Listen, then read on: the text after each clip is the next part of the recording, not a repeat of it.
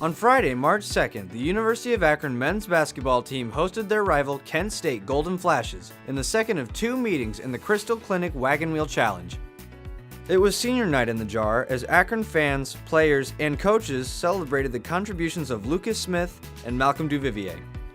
Akron would like to send their seniors on their way with a win, splitting the series with Kent State after their loss at Kent earlier this season. The Zips would start the game off by distributing the ball. Eric Parrish would have scores early with an assist from Malcolm Duvivier and cleaning up Rashawn Cotton's three-point attempt.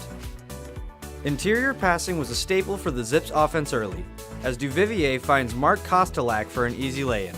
Eric Parrish would join in on this, finding Lucas Smith wide open under the basket, scoring the lay-in and drawing an and one in the process.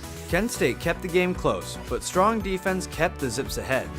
Malcolm Duvivier kept Akron's momentum going with a strong drive through the Kent State defense, and Rashawn Cotton finds Daniel Utomi for a strong finish at the basket. Akron nails two clutch threes as Malcolm Duvivier loses his defender off a pick, and Eric Parrish finds Torrey Patton in the corner for the open shot. Daniel Utomi would take over the game, hitting a mid-range jumper over Kent State's Mitch Patterson, then backing down Kent State's Jalen Avery.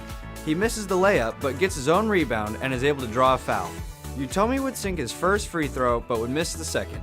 However, Jamond Ivey is able to tip the ball out, giving Akron another possession. This would lead to Malcolm Duvivier finding Daniel Utomi open in the corner for a three of his own.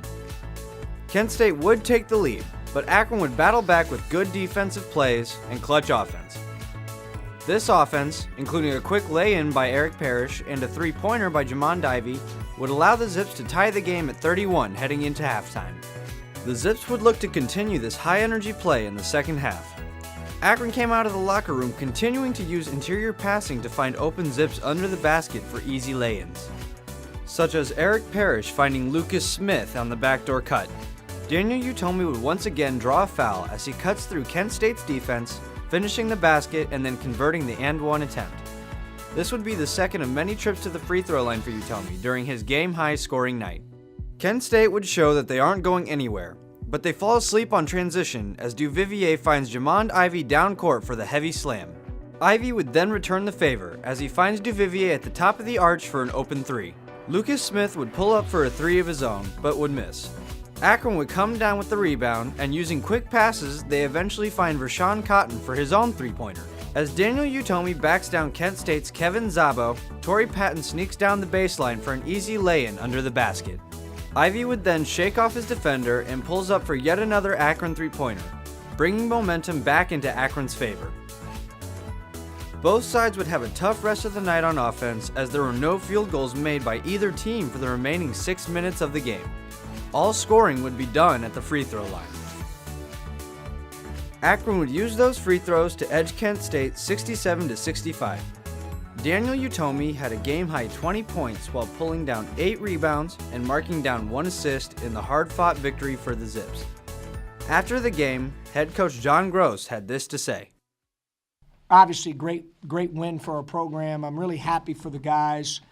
Over the last month, our practices and really every game that we've played well. In fact, I think it's 6 or 7 in a row now where we've led for the majority of all the games. So we've played some pretty good basketball, and at times we didn't close a couple of them out. And I thought the next step for our team was to learn how to be tough mentally and physically and grind it out. And you have to do that at times in this league or in college basketball, period. I mean, we went 6 minutes tonight without a point and found a way to win against a Kent team that had won 3 of the last 4 and obviously beaten us in game 1. So we've made a lot of progress. And we're getting better. We haven't arrived yet by any means. I think as long as we stay humble and hungry, we can continue to get better here over the weekend and then obviously be prepared to play on Monday regardless of who our opponent is. The Zips are back in action Monday as they travel to Kalamazoo to take on the Western Michigan Broncos.